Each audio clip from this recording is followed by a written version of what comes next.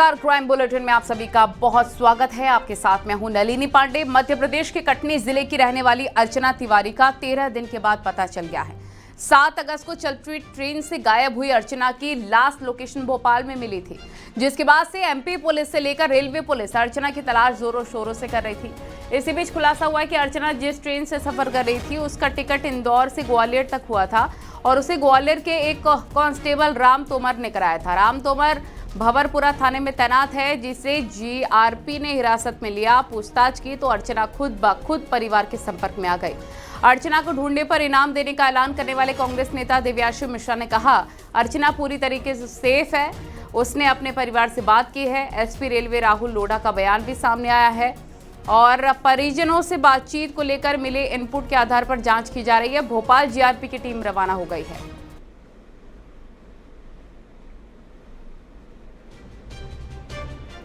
ये देखिए, आपको हम मिसिंग गर्ल की मिस्ट्री में जो बड़ा क्लू मिला है वो दिखा रहे हैं। परिजनों के संपर्क में है अर्चना तिवारी। कैसे सुराग मिला है? ट्रेन टिकट की बुकिंग के बारे में भी डिटेल मिली है। कांस्टेबल राम तोमर से इनपुट मिला, राम तोमर से पूछताछ की गई है।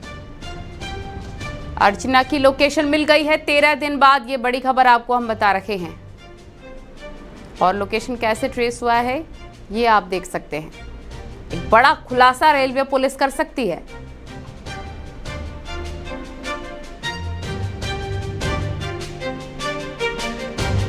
सुराग की पूरी जानकारी रेल पुलिस देगी, ठीक है। इस बात की मैं पुष्टि कर सकता हूं कि अर्चना सुरक्षित है, उसके साथ कोई कैजुअल्टी नहीं हुई है, ठीक है। जो जांच में चल रहा था कि ट्रेन से कहीं गिर तो नहीं गई, पानी में नहीं गिर गई, ऐसी कोई घटना नहीं हुई है। अर्चना तिवारी का परिवार से संपर्क भी हुआ है। इसके सिवा आगे की कोई भी जानकारी रेल पुलिस द्वारा दी जाएगी। अर्चना की ग्वालियर लोकेशन है। नहीं, अर्चना मेरे से मिली ही नहीं। अर्चना मुझे नहीं, अर्चना मेरे से नहीं मिली ना। अर्चना को कुछ नहीं आता। कहाँ गई, कहाँ अर्चना? फिर मुझे कुछ नहीं पता। लेकिन तुम्हारी क्या बात हुई थी? कब बात हुई थी? मेरी 1 मिनट अर्चना से बात हुई थी, कोर्ट से रिलेटेड। अर्चना से मेरी चीज़ें आई है कि परिवार के साथ में बात हुई है करके परिवार से हम लोगों ने संपर्क किया। अगर ऐसा कोई इनपुट होगा तो उसको भी हमारे इन्वेस्टिगेशन में जोड़कर उसके आधार पर कार्रवाई होगी। सर, दिल्ली का इनपुट मिल रहा है कि दिल्ली में भी आपकी एक टीम है वहाँ पर। इनपुट्स तो एक्चुअली बहुत सारे उसके अंदर आ रहे हैं, मगर जब मेरी टीम के हिरासत में आ जाएगी तभी कुछ आधिकारिक तौर पे मैं कह पाऊँगा। सर, परिजनों से क्या बातचीत हुई? आपकी परिजनों ने क्या बताया? क्या अर्चना ने उनसे बातचीत की है? परिजनों से अभी जो है वो मेरी टीम बात कर रही है। परिजनों के कुछ एक व्यक्ति जो है वो साथ में ही है और उसकी किससे बात हुई है वो मैंने बोला है अभी कंफर्म करने के लिए। अगर बात हुई है तो वो नंबर भी लेकर और उसके आधार पर अग्रिम कार्रवाई भी करें करके।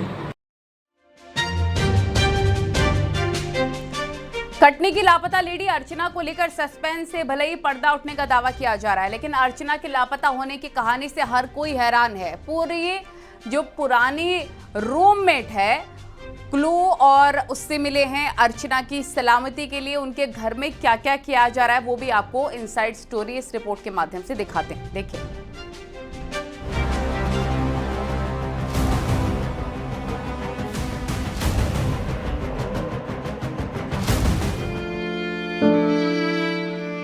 बेटी की सलामती के लिए दुआ मांगी जा रही है। महामृत्युंजय जाप चल रहा है। लापता अर्चना का परिवार ऊपर वाले के आगे झोली फैला रहा है। बेटी अर्चना की खबर मिल जाए, बस एक बार उसका पता चल जाए। जिस मिसिंग मिस्ट्री में इंदौर से लेकर कटनी ही नहीं, दिल्ली, नागपुर, मुंबई में भी सर्चिंग जारी है। जंगल हो या फिर खेत या फिर रेलवे ट्रैक, सब जगह अर्चना की तलाश जारी है। लेकिन 12 दिन हो गए, अर्चना का अब तक कोई सुराग नहीं मिला। पुलिस खाली हाथ है और अब घर वालों को मानव तस्करी का डर सता रहा है। Bogie number B3, seat number 3, एक मिस्ट्री। क्या जहर खुरानी का शिकार हुई अर्चना? मानव तस्करी से अर्चना मिसिंग केस का कनेक्शन। पुरानी रूममेट से खुलेगा राज। भोपाल से लेकर कटनी तक जो है जो पॉसिबल एरियाज हम लोगों ने स्ट्रीमलाइन मतलब पिन पॉइंट किए थे, जैसे कि मिड घाट का सेक्शन हो गया, वहाँ बागतवा वाला एरिया, जो थोड़ा जंगल वाला एरिया पड़ता है ट्रेन का, और साथ साथ में केरला के आसपास के जंगलों में भी। तो वहाँ पर हम लोगों ने अपनी बड़ी टीमों के साथ में सर्चिंग ऑपरेशन भी चलाया है। पूरा दिन जो है वो 25 से 30 लोगों के साथ में सर्च ऑपरेशन चलाया है। अर्चना के बारे में आज हम आपको बताते हैं आखिर कैसी है अर्चना। ये तस्वीर देखिए, राखी के यादगार पल। और ये दूसरी तस्वीर अर्चना कभी NSUI की एक्टिव मेंबर रही, लेकिन राजनीति करने से दूर दूर का कोई नाता नहीं रहा। घर वालों की माने तो अर्चना का एक ही जुनून है, वो है सिविल जज बनने का। इंदौर में रहकर उसी की तैयारी कर रही है। शांत स्वभाव की है। 3 भाई बहन में अर्चना दूसरे नंबर की है। जिस कॉल मिस्ट्री की बात सामने आ रही थी, उसमें घर वालों का कहना था कि अर्चना अपने परिवार वालों से ही ज्यादा बातें करती थी।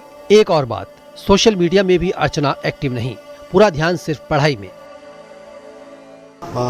बेसिकली जो साथ में रहे तो वो हमें और भी उसके संबंध में जानकारी दे सकते हैं कि किस किस से बात करती थी, क्या उसके पास में और कोई दूसरे डिवाइसेस वगैरह थे। तो ये चीज़ों के बारे में भी हम लोग जो है वो पूछताछ करने के लिए एक टीम वहाँ पे भेजी हुई है। पहले भी उससे एक बार पूछताछ हो चुकी है, मगर अभी डिटेल में पूछताछ करने के लिए जो है वो टीम हमने भेजी हुई है। अधिकांश से जो फ़ोन हैं हमारे परिवार में ही उसकी बात होती है। अधिकांश परिवार के ही फ़ोन हैं, कुछ से टीचर वगैरह के होंगे, सहेली की होंगी, नहीं तो पूरे परिवार वो उनकी बात जो है अधिकांश हमारे परिवार में ही होती थी। माँ से, भाई से, बहन से, हमसे। वो अपना अधिक से अधिक समय पढ़ाई में देना चाहती थी। उनका ख्वाब था कि मुझे सिविल जज बनना ही है।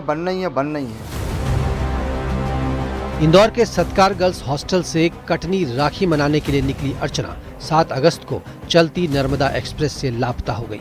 7 अगस्त को रात में आखिरी बार मां से बात हुई, उसके बाद मोबाइल स्विच ऑफ। परिवार की मांग है कि इस पूरे मामले की CBI जांच करवाई जाए। सारे एंगल्स पे हम लोग जो है वो उसके अंदर प्रयास कर रहे हैं। जैसे कि मैंने पहले भी कहा था कि इंदौर बिलासपुर ट्रेन में जब वो थी तो वो B3 कोच में, जहाँ पे लगभग उस कोच के अंदर 8 लोग, जो सिंपल इसमें बर्थ पे आसपास में 8 लोग थे। उस दिन जो है वो रक्षाबंधन नज़दीक आ रहा है तो भीड़ भाड़ भी काफ़ी थी। पंडित मिश्रा जी का कार्यक्रम कुछ दिन पहले ही खत्म हुआ था तो उसकी भी भीड़ थी। कोच अटेंडेंट से भी हम लोगों ने बात करी, TC से भी हम लोगों ने बात करी कि कोच अटेंडेंट पास में ही सो रहा था। तो ये पूरे भीड़ भड़के के अंदर किस तरीके से ये सब चीज़ें पॉसिबल है, उसके ऊपर भी हमारी टीम जो है वो फोकस करके काम कर रही है। इसलिए मैं मुख्यमंत्री जी से निवेदन करता हूँ, मोहन जी से, कि इसको मानव तस्करी से यह जोड़ कर देखा जाए और इसकी CBI जांच कराई जाए।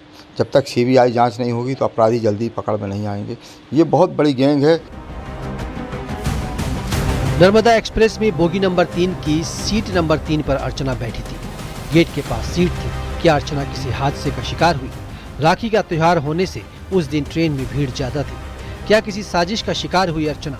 CCTV से लेकर रेलवे ट्रैक तक सर्चिंग, जंगल में तलाश, आखिर अर्चना कहाँ है? जबलपुर में अर्चना की पुरानी रूममेट क्या अर्चना के बारे में ऐसा सुराग देगी जिससे इस मिसिंग मिस्ट्री का पर्दाफाश होगा? कटनी में नारायण गुप्ता और भोपाल में रमाकांत दुबे और इंदौर में मिथिलेश गुप्ता के साथ bureau report, News 18 Madhya Pradesh, Chhattisgarh.